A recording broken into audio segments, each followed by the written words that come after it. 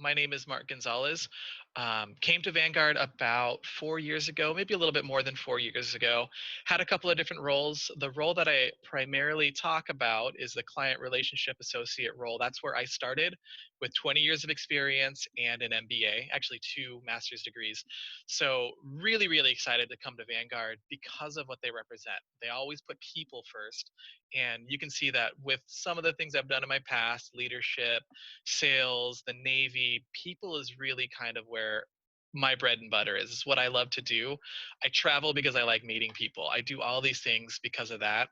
And now I get my full-time job is to do stuff like this and meet individuals and help them to get to the next step. I'm going to let Megan go ahead and go next. Awesome. Thanks, Mark. So, yeah, my name is Meghan McMahon. I'm currently a writer in Vanguard's digital services. I communicate with our clients through the email channel. I've been at Vanguard for about 2 years now. Last year, I was in our client relationship specialist role. Love people, that brought me to Vanguard, but most importantly, what brought me to Vanguard was the fact that they take people from all majors. They teach you everything you need to know about finance, which I thought was super awesome because I've always been passionate about learning. And I figured, hey, if they can give me the books and the tools to learn what I need to learn, I think I can take on this finance thing. And it's been a real honor just working the past 2 years at Vanguard. I really like what Vanguard stands for. We're client owned. So to me, that was super important when I made the switch from just kind of like an English major to the financial business. I wanted to work with a company that I felt comfortable and confident in, that they were doing the best for their clients. Yeah, just some other fun facts. I'm originally from Orange County. We moved around a lot when I was little, 13 times before I was 18, which I think kind of helped me become a pretty social person and outgoing. I, again, studied English literature. I went to the University of San Diego, and right after graduation, I moved out to Scottsdale, Arizona. Awesome. Thank you guys for joining us today. We'll hop into some questions and we'll start off fairly general. Can you talk a little bit about how you think you can make a good impression during a virtual interview and how that might be different than an in-person interview? So, as far as a virtual interview, there's a couple of different things you have to consider. I know that some of us have done virtual interviews recently, so making sure that the dog is put away, or if you have kids in the background, making sure that they understand, hey, I'm going to be in a meeting, and it's really important if you could just take a care of the dogs or whatever might make noise. If the washing machine is going on in the background, just take care of some of those small logistical things that you don't even think about because you're at home. So those are going to be distracting for you. The other thing that I really kind of harp on and make sure to are good is lighting. Lighting is really, really tough to get right when you're virtual. If you're sitting in front of a really bright mirror, you're silhouetted, and it could be really hard to engage and talk to somebody if you can't see their face. So that's and we want to we want to get to know who you are. We want to see your responses and your reactions. We want to get all of that feedback from you real time. It's hard to do that if you're poorly lit or if the technology just isn't doing everything that it can be doing.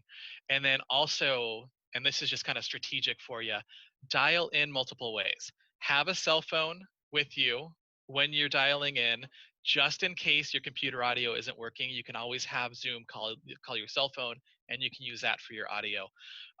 That's really important. If you can't get that started, now you're already starting off on kind of a weird foot, and because of that, that can really set off the tempo of the interview. And then I'll let Megan throw else anything else in there that she Yeah, has.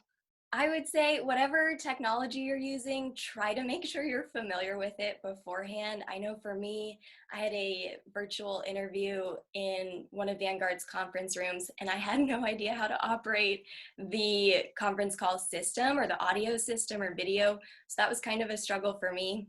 I'd also say just one thing, like make sure you're making eye contact with the camera. It's kind of obvious if you have wandering eyes like Mark.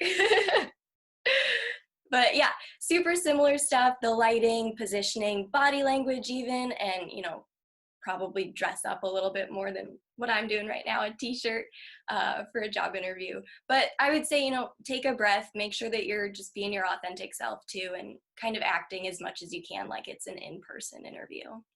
Definitely. And Megan, you touched on something that I was going to follow up and ask also. So with a virtual interview, what does professional dress look like? Do you think students should dress up like it's a regular interview? What is your view on that? I'll respond to that. My personal opinion, I would say dress for success. Dress if you have a blazer, nice blouse for women, maybe a collared shirt and a jacket for the boys. But yeah, definitely dress like it's an in-person interview. That would be my recommendation. I would 100% echo that. Yeah, it is essential that you are the best dressed person in the room. Impressions matter, and it is a professional job. And even though we're at home right now, that first impression you give to whoever it is that you're interviewing with is a lasting impression. And we're going to do our best to get past that and ask you those star questions that you all love. Tell me about a time. But yeah, professional dress to impress, wear a tie. So a follow up I got on virtual interviewing was, would you say it's okay to take notes while doing a virtual interview, or should they refrain from doing that? Like during the interview, is it okay to look like you're potentially not 100% paying attention, or like what does that look like to someone who's doing the interviewing? Yeah, that's a good question. It's tricky, right? So what I would say is just mention it. Say, you know what, I'm going to be taking a couple of notes. I'm really interested in what you have to say today. So if you can do it, if you're fast enough with a pencil and a paper, do it on paper. Because if you're on your computer typing away, that can be distracting, especially if you don't have a headset. So if your microphone is on your computer and that can, again, that can be a little bit distracting. So taking notes is totally fine. Just be cognizant of the fact that it could affect you and how it looks like if you're paying attention, if the sound is a little off, or if you're being distracting. But I encourage it. I think it's awesome that you are interested enough to take notes. Yeah, kind of to echo that, I would say take notes if it's helpful to you. Some people, it can be more of a distraction, like, oh, I need to focus and write down what they said right there, so you're not really engaging as much. For me, I'm a big note taker. I love my pen and pencil, so I always take notes, but I try to do shorthand, just jot down quick little points so that I'm mostly engaged in a virtual context. But I'd say if it's not helpful for you, like, don't feel pressured to take notes. And to follow up on that, what is your view on if a student has kind of done their kind of research and prepared to have a padfolio and have that out and open? Are you okay with that, or is that something where you'd rather them know that information and be able to kind of relay it without having those notes out? And maybe a follow up: is it okay maybe to take that out at the end when they're going to ask questions to show they have a list prepared? Yeah, all of that stuff is okay. I would say if let me back up a little bit. It's really impressive to know anything about the company, to be able to say anything that wasn't given to you by the recruiter, because what's going to happen is we're going to introduce you to Vanguard in the phone screen, and we're going to talk to you about what we do, how the interview process is going to go. We're going to introduce you to the concepts that Vanguard holds dear. We're going to give you a lot of that information already that you've found, because it's hard to find information about Vanguard online, and we know that. So if you could give us the mission statement or any portion of the mission statement, or if you can give us really anything that isn't readily available, we're going to be really, really impressed. So you don't have to memorize 20 different things. One thing might be enough. That being said, if you have a padfolio or portfolio in front of you, that's totally fine. You know, one thing I say to almost every candidate who asks me something like that is understand that we're all individuals too. So anything that I say is not going to be the same for everybody. It is going to be the same for some. So if potentially that could be looked badly on you because that one person has a weird thing about padfolios being out, maybe skip it. Cover letters, if you think that that's just one more thing to get wrong, maybe skip it. So, but at the end, absolutely. If you have questions prepared, pull them out. I would say that very unlikely that that's going to rub somebody the wrong way or maybe give them a bad impression. I would agree. I'm a big Padfolio fan. Oh goodness, words are hard. Every interview I've ever gone to, I've always had like a little Padfolio with a notepad and my questions and just kind of like little snippets of things that I wanted to bring to the interview, to highlight so that I would remember to mention them. Because sometimes, your nerves skyrocket, you might forget something, or you might forget to ask a really important question that you composed. But I 100% agree with Mark, like bringing something to the table that's not spoon fed to you, that will resonate with a recruiter. But yeah, definitely bring the Padfolio if you've got one. Cool. So I just want to touch on one more thing. Remember that this is a virtual interview, so you have sticky notes, you have Notepad, you have Word if you want to open that, Pages or Google Docs. Have that up. I can't see that you're reading from a notepad or you're reading from some stickies on the screen. So be creative, be inventive, use the technology for your benefit. There's no way for me to know that you're reading from a sticky note that I have just directly below the camera here. That's a really Cool. good point. Yeah, I think that's really good advice. That's a good life hack. Yes. Sure. So I got a question. We'll come back to virtual interviewing, but I got a question that came in I thought was interesting, and I'm going to ask. So coming out of school, what was your job search sort of like, and what advice might you have given to your college self? Oh man, Mark, Well, you look like you're ready to talk. I'll let Megan go first on this one. Mine I was 25 years ago for me, so yeah, I need to remember.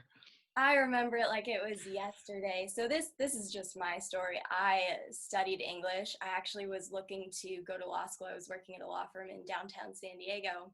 And while I was working there, plenty of the lawyers were kind enough to encourage me, don't do it. Do you love yourself? Do you want a good life? Do you want that work-life balance? So maybe go get some experience before you consider law school. So my job search, it hadn't really started when I was reached out to by a Vanguard recruiter based on the experience I had, business-wise. And after I did some research on Vanguard, I was like 100% sold. So I don't think my story is similar to most people's college experience, especially not today with like virtual graduations and everything. Our world's very different.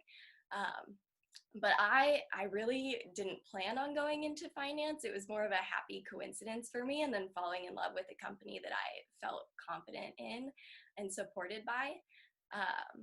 But yeah, advice, I don't know about advice. Like find something that you feel confident in, not necessarily like, well, it could be the job, I suppose, if you're comfortable with, hey, I want to be like a data entry person. I'm going to be really great at it and succeed. But I would more so encourage you, find a company that you can get behind and feel confident at the end of the day. Like, this is a company that I believe in and that believes in me and our clients.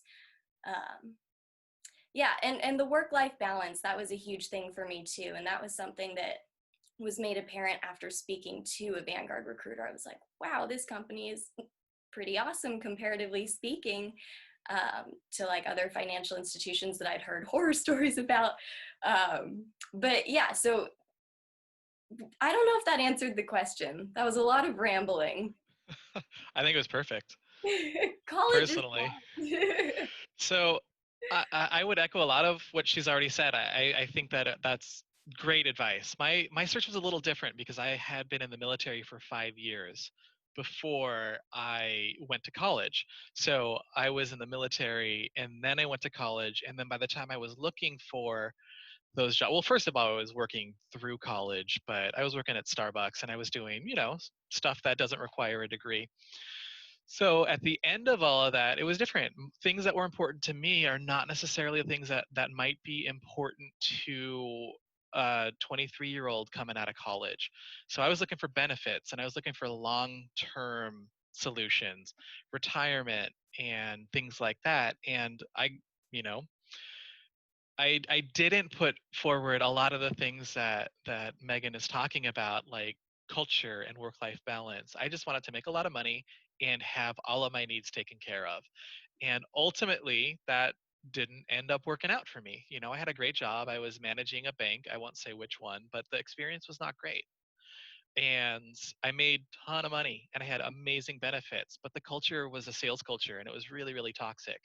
And I didn't recognize that until 2008 happened and the highest paid employees were just one day gone, you know? So thankfully that happened. It was a scary time, but it ended up being a really great time. And then I could put things like culture and fit and work-life balance back on the table.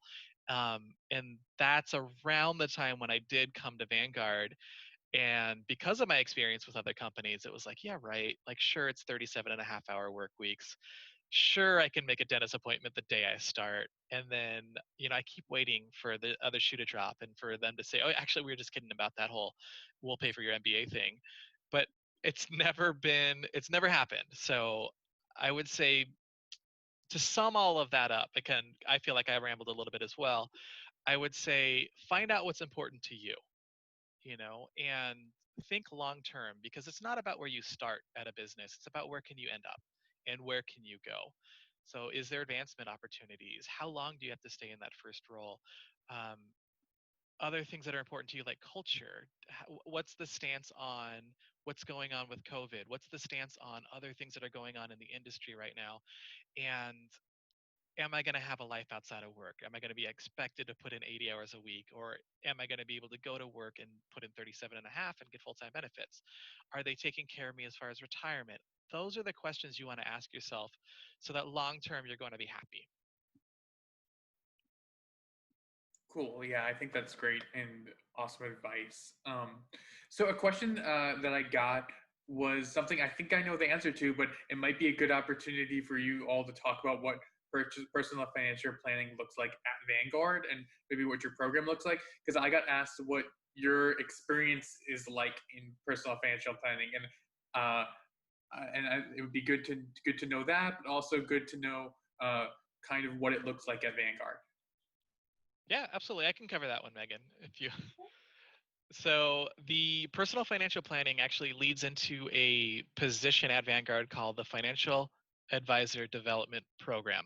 That's the last time I'm going to say that. I'm just going to say FADP from now on. So the FADP is fairly selective. There's only about 10 per site people that are hired into that.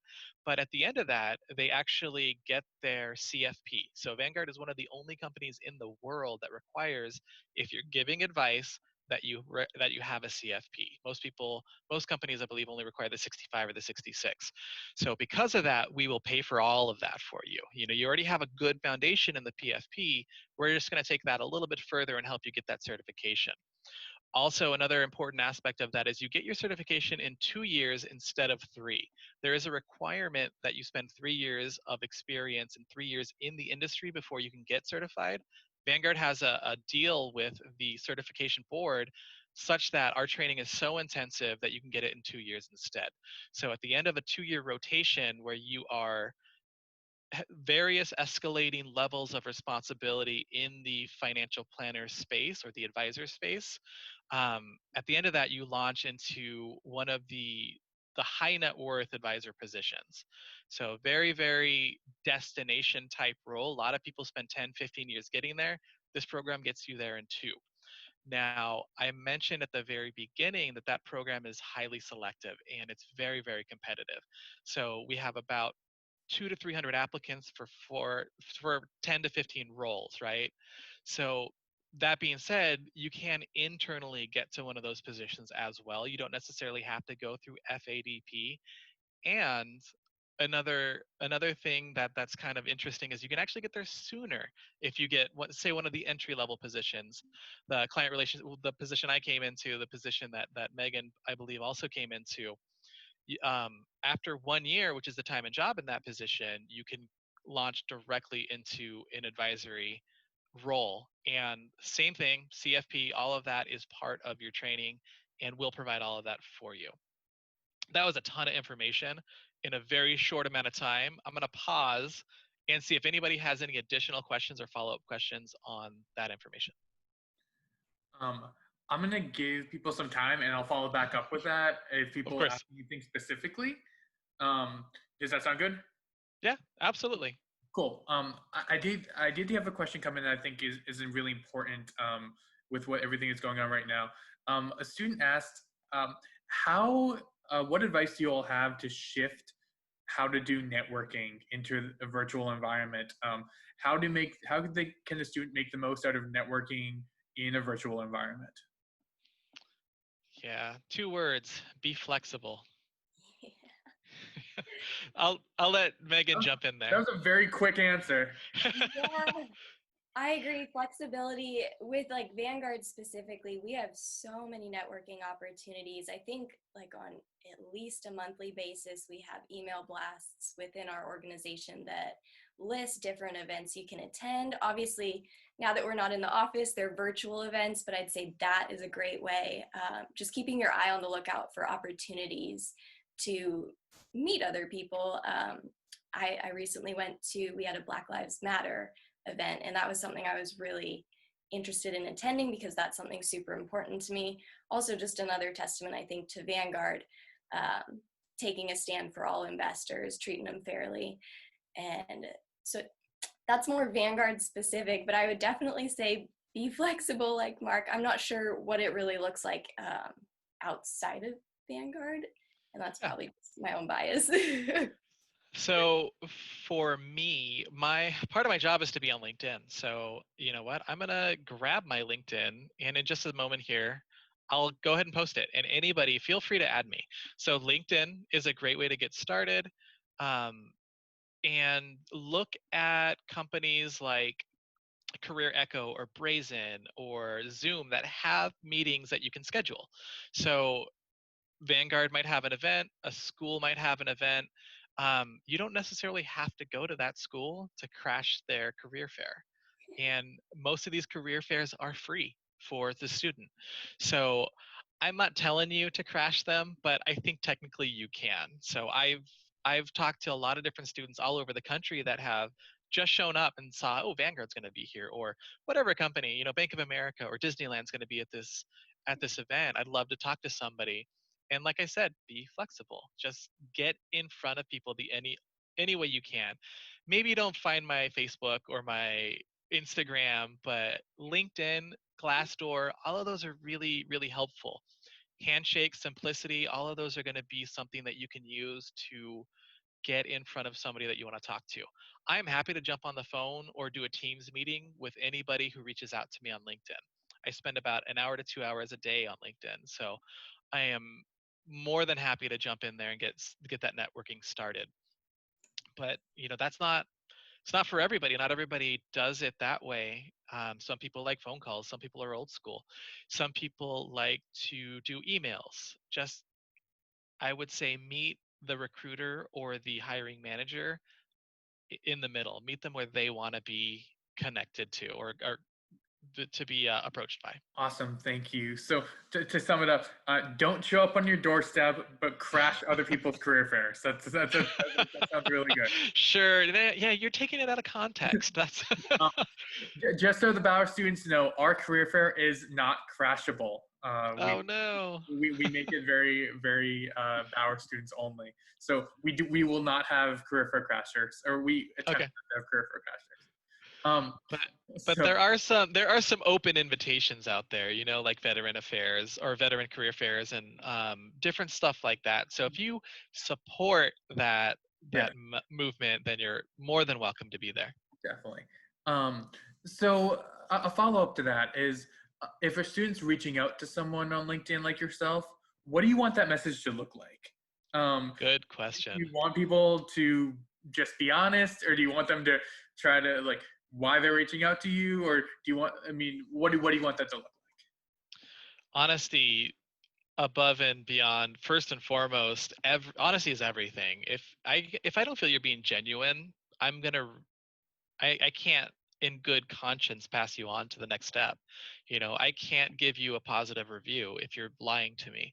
So absolutely be honest. Say, hey, Mark, I saw you at the Recruiters Get Real event at Bauer, and I had a couple of follow-up questions. We didn't get to all the questions. Mine was one of those we didn't get to. I was hoping that I could take 10 minutes of your time, or if you want a resume review or if you want a mock interview, anything like that is totally fine. Just be honest and upfront, and I will make the time for you. You know, that there's that it's what I mean, I'm literally in this job because I love talking to people. So if you can just remind me where I met you, remind me why we connected in the first place, and then let me know what you're interested in doing. I'm 100% happy to help out, even if that's just like general information so you can get a job at Schwab. You know, I have zero metrics that I have to meet. I don't have to get 100 applicants this month. I just have to talk to people and help them. And, you know, I feel like I get to do that, whether that's for Vanguard or for someone else. Yeah, and I think it's really important from a career counseling perspective to be active on LinkedIn and be reaching out to people. That's going to be what's going to help you find jobs, is going to be talking to people in that fashion. Uh, Applying online is worth doing, but it can't be the only thing that you're doing. The stuff that they're talking about is definitely going to be what's helpful. Yeah, networking is huge, huge, huge, huge. So it's not what you know, it's not even who you know, it's who knows you. Yeah. And if you're applying to something and I recognize your name because we talked on LinkedIn, you know, Danielle or Renee or anyone else in the office who pulls your resume or pulls your application is going to say, "Hey, Mark, do you know this person?" And now we can have a conversation. And it's a much different conversation than "never heard of them." So definitely, definitely, definitely, networking is so key. And it took me 25 years to figure that out, guys. So if you can do it sooner, then you're way, way, way ahead of the game. Cool. Thanks. So a question got sent to me. So a student that doesn't have a degree yet, but it's going to get a degree, obviously, but without any previous experience directly related to finance, what would you say are some of the best jobs to start for, uh, like looking for as an entry level position? Ooh, that's a good question, Megan. You want to jump in? Yeah, that's a really good question. I personally, and this is, I guess, a humble brag, I worked all through college, so I had a lot of experience when I came to Vanguard. But I think we have contract roles. I'm not sure like what the exact requirements are for that, Mark. Mm. But yeah, go ahead.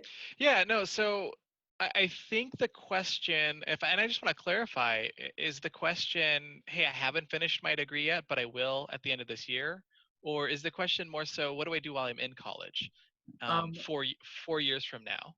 um, I think it was more the first, but I think both of those Okay. are really good things to touch on. Yeah, yeah, yeah. And I think Megan did a great job of addressing kind of the second part was, what do you do while you're in college? Yeah. We don't have any part-time jobs at Vanguard. We don't have any limited schedule work here. So everything is full-time, even the internships. And the internships are paid internships. So we would expect you to put in the 37 and a half hours.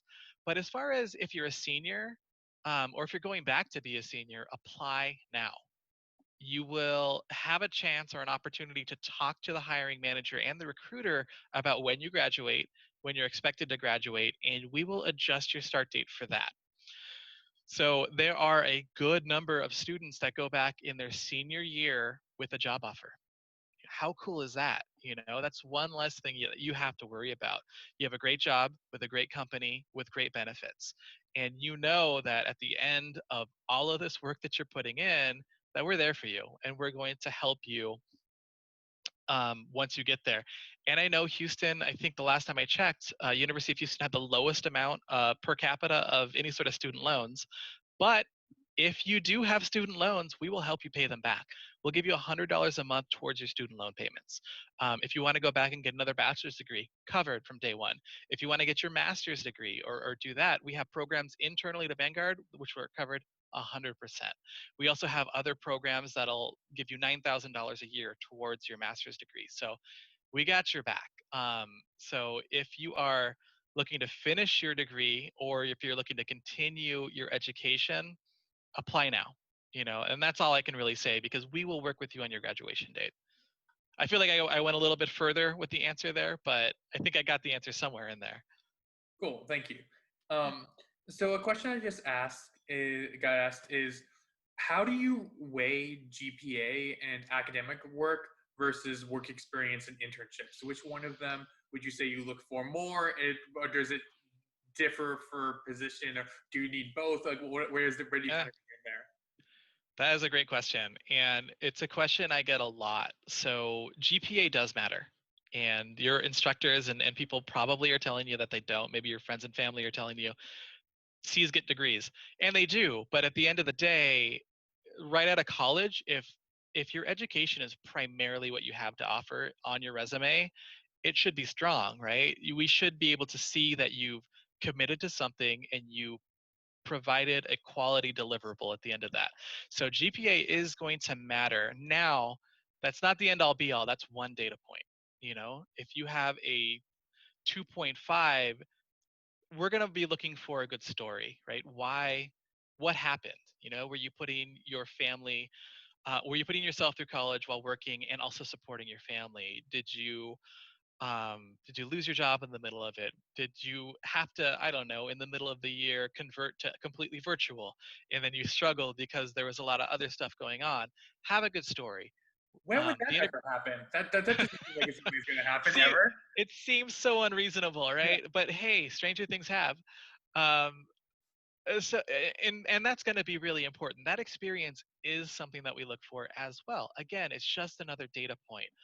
Ultimately, at the end of the day, we want you to feel like you belong here and want to work for us, because the interview process is two ways. You're talking to me, you're investigating what Vanguard looks like, you're talking to a recruiter and they have a lot of information for you. If you don't like what they're saying, then it's not for you, and that's 100% reasonable. But on the other end, if we don't like what you're saying and you don't have a good story and I don't feel like I've gotten to know you, that's another important data point for us to make a good decision. So that story being genuine, all of that is super, super important. Having the best resume or the financial experience, all of that is negotiable as long as we think you're in it for the right reasons. If you're going to add to the culture here, we want you here. Cool, thank you. And I have a follow up because I've gotten asked this a bunch as a career counselor and career counseling appointments. How are recruiters going to view the spring 2020, summer 2020 on someone's resume? Like, are you like, if because I've gotten asked like, oh, what if I don't have a summer internship? Is someone going to look poorly on that? And I mean, I'm gonna put my view out there. I feel like this is going to be given a hard pass. As summer 2020 is just going to be like, we all understood, but how do you all view that? Yeah, same thing. I would 100% agree with that. Yeah, it's what are you doing with this time? Are you learning a new skill? Did you pick up the ukulele and decide that you were going to play that? Just have a story to tell. You know, you were home for a lot of period of time. We understand a lot of internships were revoked and a lot of internships were pulled.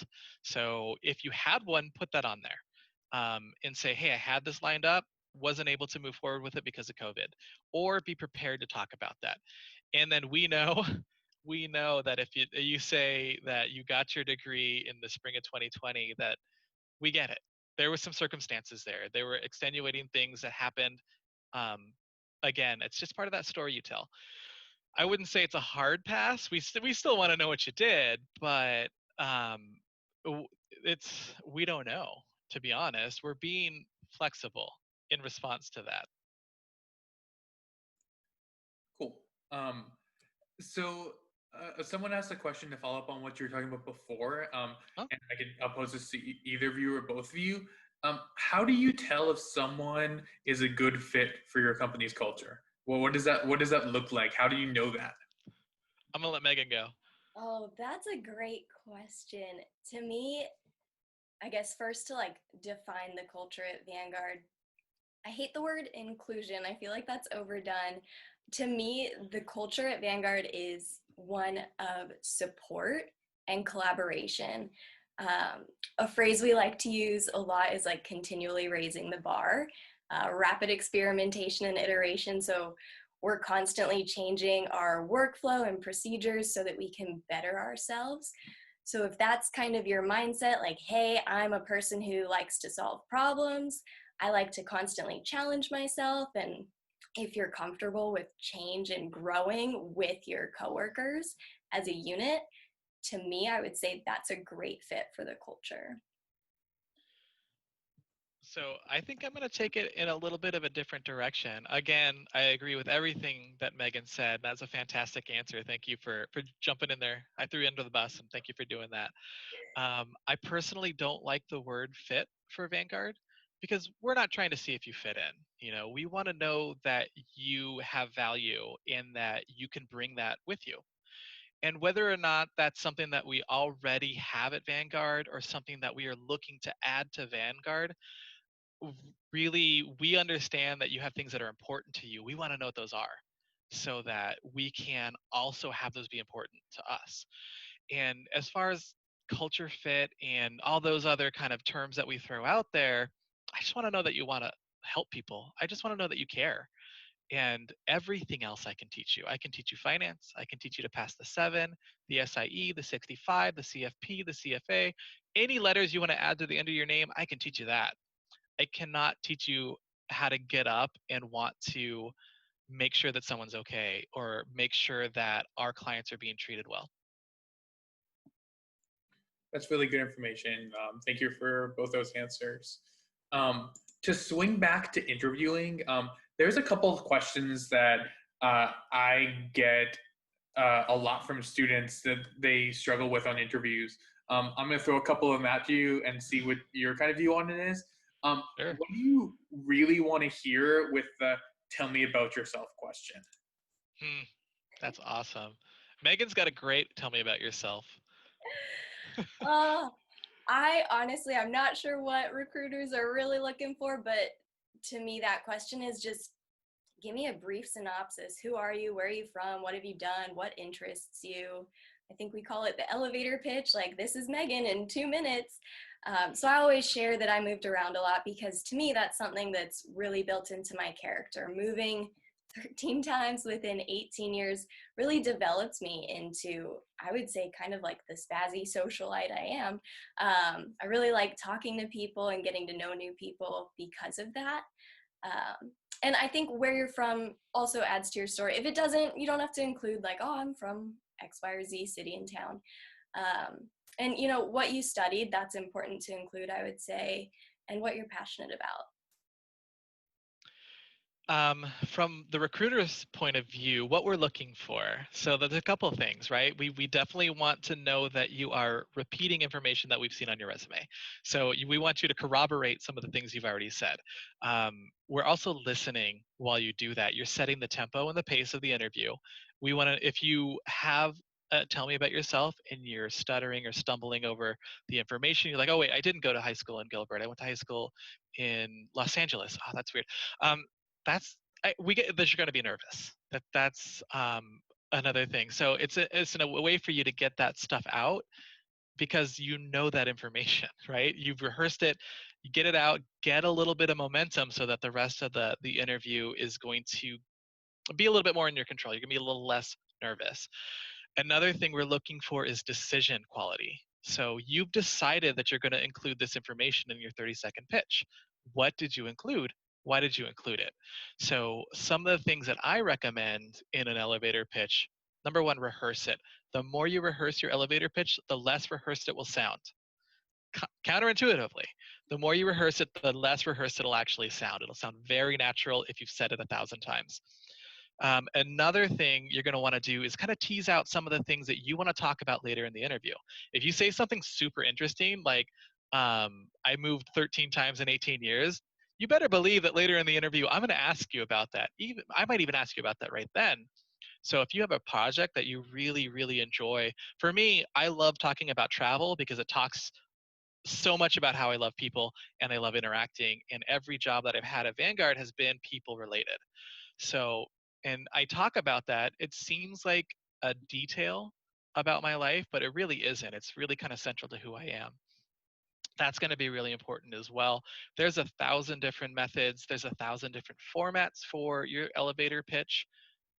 But keep in mind, we're looking for key information, decision quality, and we want you to kind of relax during that time. Cool, thank you. And I think you hit on something that I kind of like to say. And you want to be prepared. You don't want to be rehearsed. There's a big difference between being prepared Yeah. and rehearsed. And if you practice it 100 times, you're going to be prepared. You don't necessarily have to be rehearsed with that. Absolutely. I like that. I'm going to steal that if that's okay. I mean, it's fine. I mean, imitation's the best form of flattery. I'm fine with it. Right? Yeah. 5 cents every time I use it. Definitely. Um, so with a strengths and weakness question, I know with weaknesses, it's sometimes a little bit difficult to answer that question. Can you speak a little bit about that question and how do Yeah. you come across with that without sounding too negative? I love this question. I love this question. I'm gonna steal Megan's answer this time because we actually talked about this yesterday. But so there's a tendency, and people think they're being very clever by turning that negative into a positive. Don't do that. We don't want you to say that you're an overworker. We don't want you to say that your expectations are super high for yourself. We don't want you to say you're a perfectionist. We don't want those answers. We've heard them 1,000 times, and they're not genuine. They really just aren't. And what we want to see is that you recognize that you're not perfect and you know how to self-evaluate. So and I'm going to be super vulnerable right here, and I'm going to share what my actual answer is for this question because I get it too, right? So I tell people that I struggle with time management. Right, my job is to set up events and go to events and fly all over the country. Well, it used to be to fly all over the country, and I struggle with time management. But that's not that took what, 10 seconds? So the next 5 minutes, I get to talk about what I'm doing to get better at it, how I've made sure that that is less of an issue for me. And I'm talking about what I've done to solve it. So, what is the positive side of that as far as how are you addressing it? You know, we get that you're not perfect. We need a moment of vulnerability and then 5 minutes or 3 minutes, maybe, of how you're getting better. And that's really what we're looking for. Is that basically your answer, Megan? Yes. I would just echo, don't pull the Michael Scott and say, I care too much, I work too hard, because at the end of the day, that's just the reverse of a strength that you probably have. But yeah, definitely highlight something that's a true struggle or something that you can improve upon. It doesn't have to be horrible. It could be something as simple like, I talk too fast when I'm interacting with clients. I need to learn to slow down a little bit.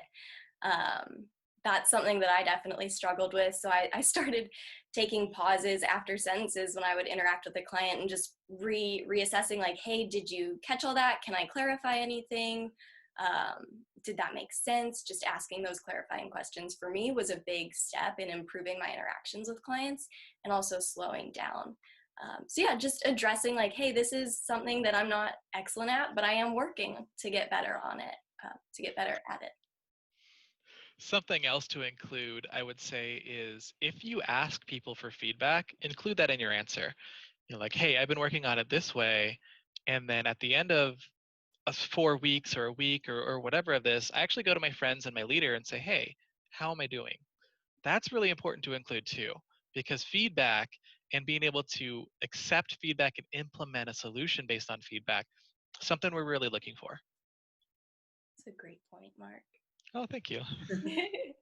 Yeah, I think you all say a lot of the things that we definitely try to tell students as well. One that I always throw out there, and hopefully you all would agree with that, is also don't say your weakness is something that is on the job description that they say they're looking for.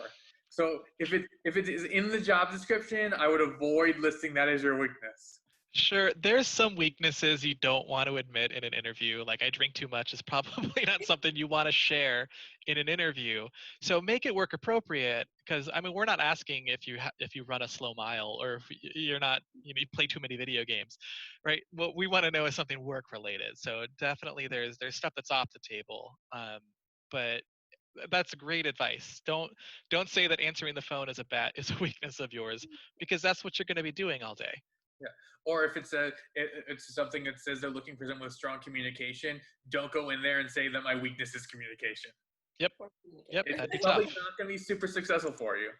Um, So at the end of the interview is when the employer always turns around and says, "What questions do you have for us?" What do you want to hear? What are questions you want people to ask? Yeah, good question.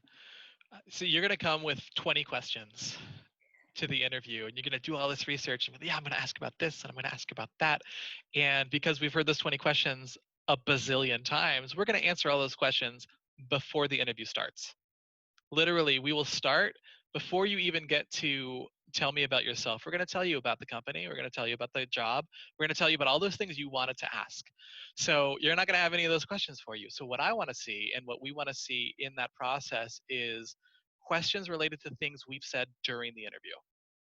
So this goes back to that original question about taking notes. Definitely take notes, because I'm going to say something that's interesting to you. I'm going to say something about pet insurance, and it's going to be like, what? Pet insurance? What's that? So at the end of the interview, you can say, you said pet insurance earlier? What's that all about? Or I'm going to say that I used to have a handlebar mustache, or something silly or ridiculous. Ask me about that. Everybody likes talking about themselves. Everybody, well, not everybody, but I do, and interviewers tend to. Um, so write down something, even if it's personal. Hey, what was the last book you read? Stuff that's not normal that you ask. Don't tell me about what the average day to day is like. Don't ask me about what does it take to be successful in this role. Those questions we hear all the time, and they're good questions. If we haven't answered it for you, certainly ask it. Um, but we really want questions questions based on something we've said during the interview. And then the last question should always be, what are the next steps?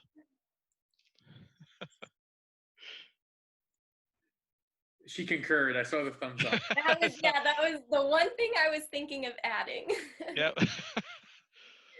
Um, so a question just came in. I think it's a really good question because I know it's something that students see a lot or experience a lot.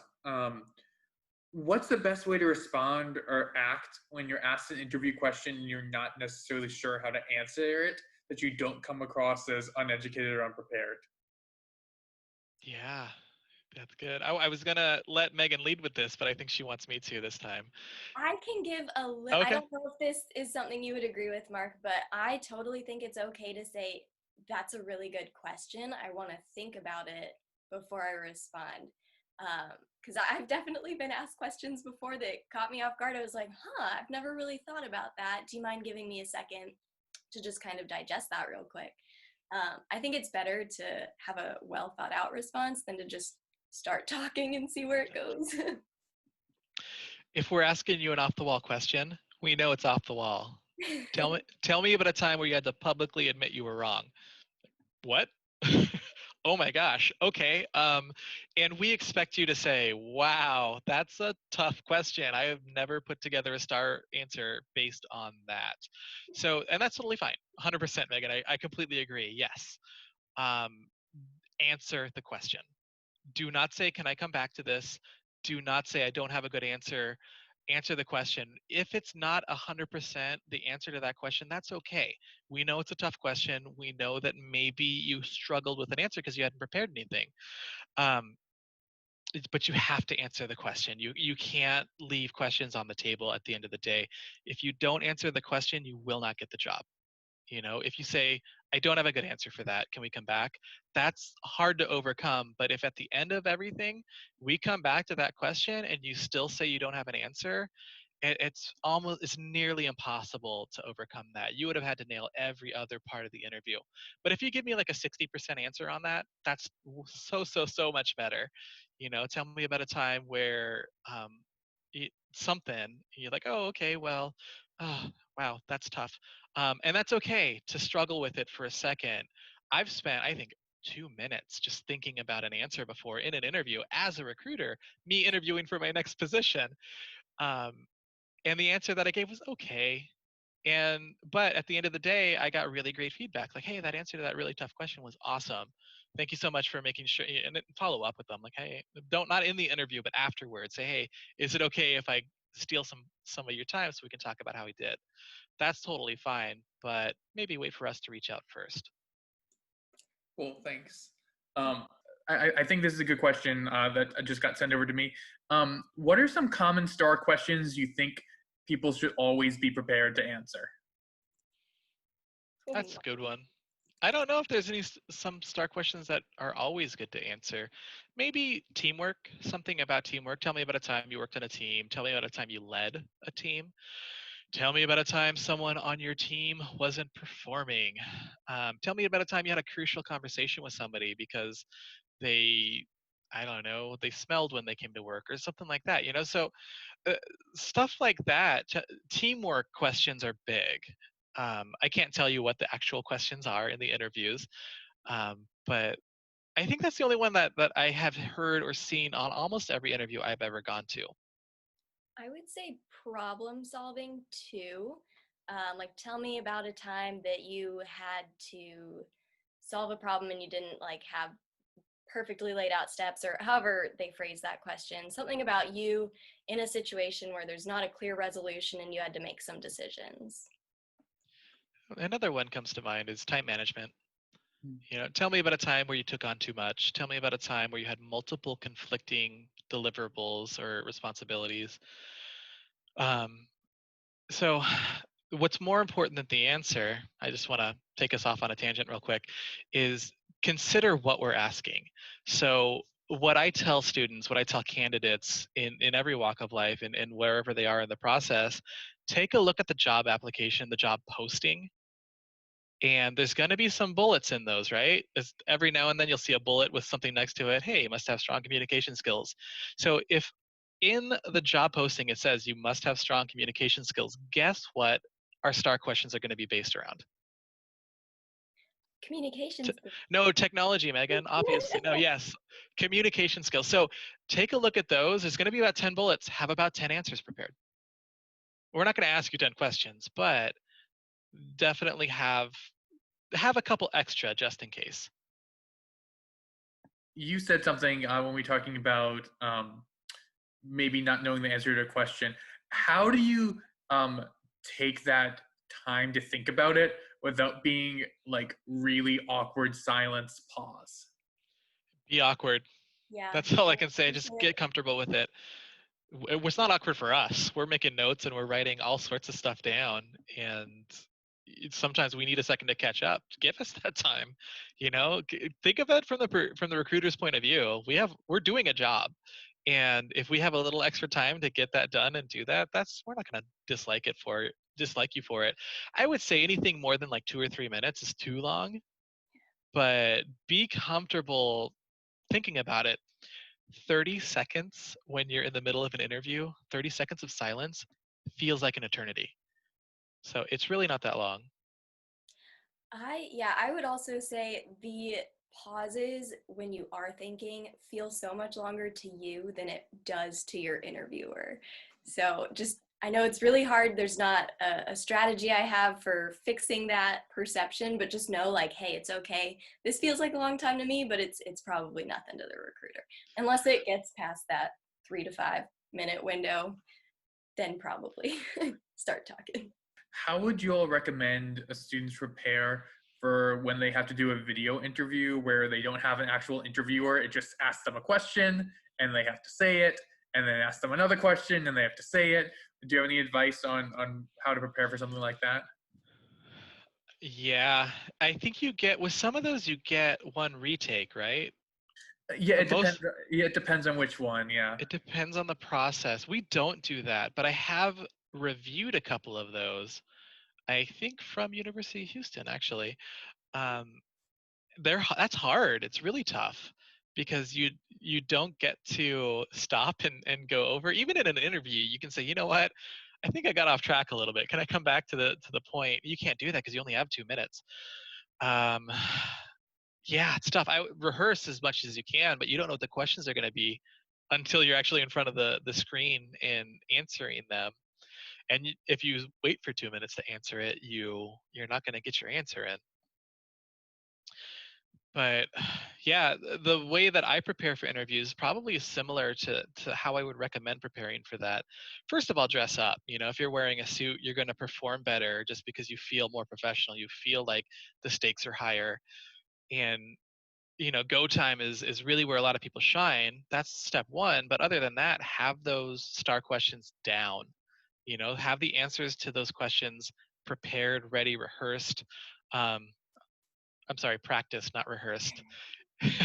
And just be ready to go and start talking when that buzzer starts. I think you get like a 3-second countdown, and then you go, and then you stop.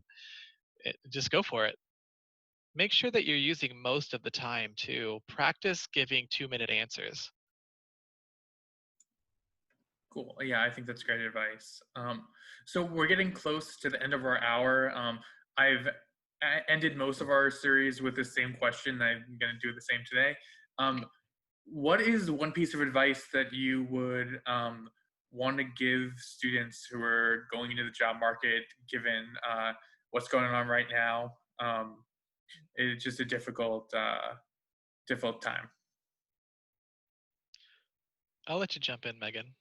I don't know if I want to jump in. It is a completely different world. I'm going to be honest, I do not envy you guys. It's hard out there. The piece of advice I would give is just make sure that when you are searching for a job, obviously you're doing all the research and you're preparing accordingly for the interview, but when you actually get the offer, I would say make sure it's a company, again, that you feel confident standing by, and a company that's going to support you. And I think Mark touched on this earlier, that suits your needs. If you want to be making a bunch of money right out of college, like find a company that's going to support you in that. If you want a company that's going to provide you with a work-life balance, different opportunities for advancement, like just make sure whatever you're looking for, that company is offering it. Yeah, I would say more strategically, just be flexible. I've said it before. It was my 2-word answer earlier, but things are different. The way we do recruiting hasn't changed a whole lot, but recruiting has almost taken a step back. So when it was a lot of in-person and flying people out and doing this and that, now we're really leaning heavily on that phone interview. So be flexible with how Vanguard or any other company wants to offer that position. You're going to start virtually if you start at Vanguard.